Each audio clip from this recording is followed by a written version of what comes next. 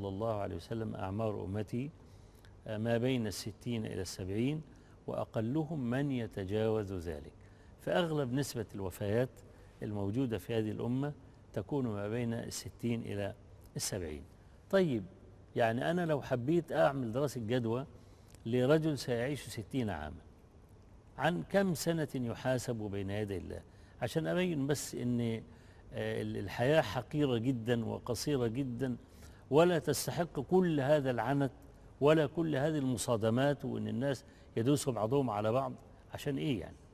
عن كم سنة يحاسب هذا المسكين الذي يعني فعل الأفاعيل وأفسد في الأرض حتى يبقى وحتى يرتفع.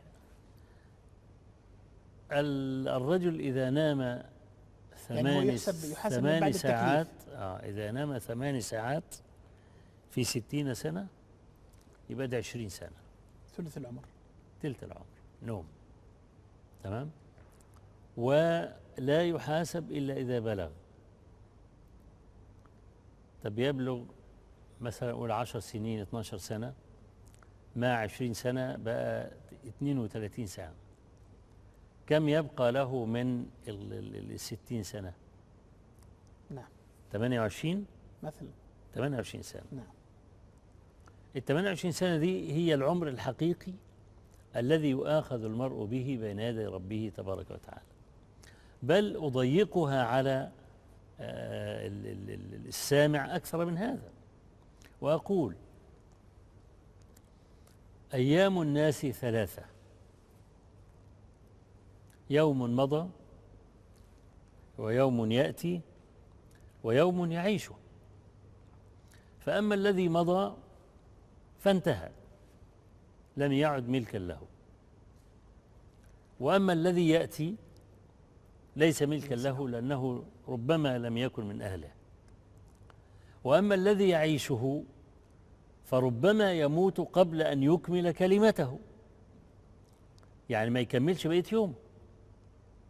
يعني أنا أعرف يعني رجل رحمة الله عليه، رحت أزوره في المحل بتاعه في رمضان في الشتاء، فالمهم لقيت عنده بطانية، قال لي دي بطانية وابر إسباني وبتاع، وأنا جبتها يا أخي الجو وردي جدا وكده، وهتغطى بقى، أتغطى بيها وتلف بقى وتدفى وبتاع والكلام ده. الكلام ده كان العصر، والله العظيم بات في قبره. الله أكبر. ده اللي ما لحقش يتلفع بالبطانية ويتدفى بيها بات في قبره. سبحان الله. يعني بعد ما أنا تركته بحوالي نصف ساعة مات، دفنوه بعد العشاء. فأنا عايز أقول يعني الإنسان قبل أن يكمل كلمته ربما يموت. ما مضى من عمره كما مضى من يومه اللي قبل كده، اللي هو أمس يعني. نعم. فما مضى من يومه الآن اللي هو عايشه الآن يشبه ما مضى من أمسه. نعم. وما يأتي من يومه الآن يشبه ما يأتي من غد. إذن هو لا يملك إلا اللحظة التي يتكلم فيها أو النفس الذي يتنفسه. الله أكبر. فهذه حقيقة عمر الإنسان، النفس الذي يتنفسه هذا الإنسان، مش إن هو لسه قدامه أيام ويؤمل دنيا لتبقى له، كما قال سيبويه. لما يعني سيبويه أنت عارف مات شابا، يعني نعم. مات سنه كم؟ 30 سنة، 30 سنة، حوالي 32 سنة تقريبا يعني. فلما يعني نام على فراش الموت أنشد قائلا: يؤمل دنيا لتبقى له، فمات المؤمل دون الأمل، حثيثا يروي أصول الفسيل، فعاش الفسيل ومات الرجل. الله أكبر. يعني عمال يروي في النخلة كل يوم عشان تطلع النخلة وعشان تثمر البلح والكلام ده، هو حثيثا يروي أصول الفسيل، كل يوم عمال يرويها عشان تطلع كذا، فمات الايه؟ فعاش الفسيل ومات الرجل.